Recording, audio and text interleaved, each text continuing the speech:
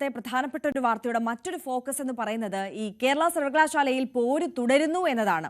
Vice ചാൻസലറുടെ വിലക്ക് ലംഘിച്ച് registrar Anilkumar ഇന്ന് സർവകലാശാല ആസ്ഥാനത്തെത്തും. അനിൽകുമാറിന്റെ അവധി അപേക്ഷ ഇന്നലെ വൈസ് ചാൻസലർ മോഹനൻ കുന്നുമ്മൽ തള്ളിയിരുന്നു. ഡിവൈഎഫ്ഐയും എസ്എഫ്ഐയും ഇന്ന് സർവകലാശാലയിലേക്ക് മാർച്ച് നടത്തും. സംസ്ഥാന വ്യാപകമായി പഠിപ്പ് മുടക്കുന്ന എസ്എഫ്ഐ രാജ്ഭവനിലേക്കാണ് മാർച്ച് നടത്തുന്നത്. സാരംഗ് സുധാകരൻ കൂടുതൽ വിവരങ്ങളുമായി നമുക്കൊപ്പം വീണ്ടും ചേരുകയാണ്. സാരംഗ്, ഗവർണർക്കും വിസിക്കും എതിരായിട്ടുള്ള ഡിവൈഎഫ്ഐയുടെയും എസ്എഫ്ഐയുടെയും പ്രതിഷേധം അത് ശക്തമായി തുടരുന്നു എന്നത് ഒരു സാഹചര്യം.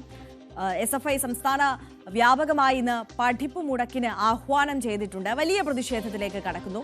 അതിനപ്പുറം വിസി രജിസ്ട്രാർ പോര് അതും മറ്റൊരു തലത്തിലേക്ക് കടക്കുകയാണ്. ഇന്ന് വീണ്ടും രജിസ്ട്രാർ ഈ സസ്പെൻഷൻ നടപടിയൊക്കെ ലംഘിച്ചുകൊണ്ട് താൻ സസ്പെൻഷനിലല്ല, സിൻഡിക്കേറ്റ് സസ്പെൻഷൻ നടപടി റദ്ദാക്കിയിരുന്നു എന്നുള്ള ഒരു വാദവുമായി സർവകലാശാല ആസ്ഥാനത്തേക്ക് വീണ്ടും എത്തുമ്പോൾ അത് വലിയ തരത്തിലുള്ള പ്രതിഷേധങ്ങൾക്കൊക്കെ ഒരുപക്ഷെ സാക്ഷ്യം വഹിക്കില്ലേ? ഉറപ്പായും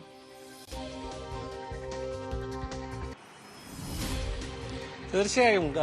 മിനിഞ്ഞാന്ന് നമ്മൾ കണ്ടതുപോലെ സർവകലാശാല മറ്റൊരു സംഘർഷഭരിതമായ ഒരു സാഹചര്യത്തിലേക്ക് എത്താൻ സാധ്യതയുള്ളൊരു ദിവസമാണിന്ന്. കാരണം ഭാരതാംബയിൽ തുടങ്ങി രാഷ്ട്രീയ പോരിലേക്കും നിയമ പോരാട്ടത്തിലേക്കും അത്തരത്തിൽ വിസിയും രജിസ്ട്രാറും തമ്മിലുള്ള പോരാട്ടത്തിലൊക്കെ അടക്കം ഈ ഒരു വിഷയം കടന്നിരിക്കുകയാണ്.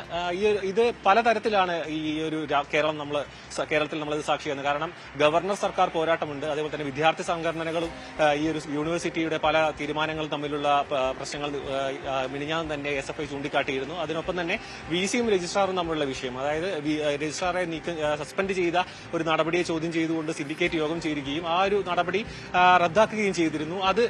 അതിനുശേഷമാണ് ഈ രജിസ്ട്രാർ ഇങ്ങനെ ഒരു ദിവസത്തെ അവധിയിൽ പ്രവേശിക്കാൻ വേണ്ടി അപേക്ഷ നൽകിയത്. അപ്പോൾ തന്നെ സസ്പെൻഷനിൽ നിൽക്കുന്ന ഒരാൾക്ക് എങ്ങനെ അവധി നൽകും എന്ന രീതിയിൽ ഈ ഒരു അപേക്ഷ വിസി നിരസിക്കുകയായിരുന്നു. അതിനുശേഷം ഇന്നാണ് രജിസ്ട്രാർ ഇത്തരത്തിൽ യൂണിവേഴ്സിറ്റി ആസ്ഥാനത്തേക്ക് എത്തുമെന്ന് അറിയിച്ചിരിക്കുന്നത്.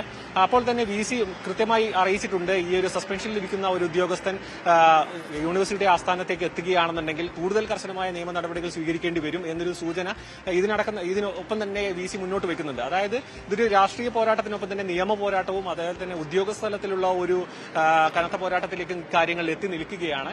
ഭാരതാംബയിൽ തുടങ്ങി പല തരത്തിലേക്ക് കാര്യങ്ങൾ മാറി മറിഞ്ഞ് ഇപ്പോൾ വിദ്യാർത്ഥി സംഘടനകളും സർക്കാരും ഒപ്പം തന്നെ വിസിയും ഗവർണറും ചേരിതിരിഞ്ഞുള്ള രീതിയിലുള്ള ഒരു പോരാട്ടത്തിലേക്കാണ് കാര്യങ്ങൾ എത്തിയിരിക്കുന്നത്. ഇതിൽ എത്രയും പറയാനുള്ള വലിയൊരു കാര്യം എന്ന് പറഞ്ഞാൽ സിൻഡിക്കേറ്റിന്റെ തീരുമാനം, സിൻഡിക്കേറ്റിന്റെ പവർ ഉപയോഗിച്ചുകൊണ്ട് വിസി രജിസ്ട്രാറെ സസ്പെൻഡ് ചെയ്യുകയായിരുന്നു. അതേ അധികാരം ഉപയോഗിച്ച് സിൻഡിക്കേറ്റ് യോഗം ചേരുകയും വിസിയുടെ അസാന്നിധ്യത്തിൽ ഉന്നത ഒരു ഉദ്യോഗസ്ഥന്റെ സാന്നിധ്യത്തിൽ ഈ ഒരു തീരുമാനം റദ്ദാക്കുകയും തുടർന്ന് ഇതിന് നിയമസാധ്യതയില്ല എന്ന് പറഞ്ഞ് വിസി തീരുമാനത്തെ തള്ളുകയും ചെയ്തിരുന്നു. അതിനുശേഷമാണ് ഇത്തരത്തിൽ അടുത്ത ഘട്ടത്തിലേക്ക് കാര്യങ്ങൾ കടക്കുന്നത്. രജിസ്ട്രാർ ഇന്ന് യൂണിവേഴ്സിറ്റി ആസ്ഥാനത്തേക്ക് എത്തുമെന്നാണ് നമുക്ക് അറിയാൻ കഴിയുന്നത്. അതിനൊപ്പം തന്നെ ഡിവൈഎഫ്ഐയുടെ മാർച്ചുണ്ട് യൂണിവേഴ്സിറ്റിയിലേക്ക്, ഒപ്പം തന്നെ രാജ്ഭവനിലേക്ക് എസ്എഫ്ഐ നടത്തുന്ന മാർച്ചുണ്ട്. ഇത്തരത്തിൽ ഇന്നും സമരമുഖരിതമാണ് ഈ യൂണിവേഴ്സിറ്റി ക്യാമ്പസും യൂണിവേഴ്സിറ്റി ആസ്ഥാനവും ഒപ്പം തന്നെ ഈ രാജ്ഭവനും.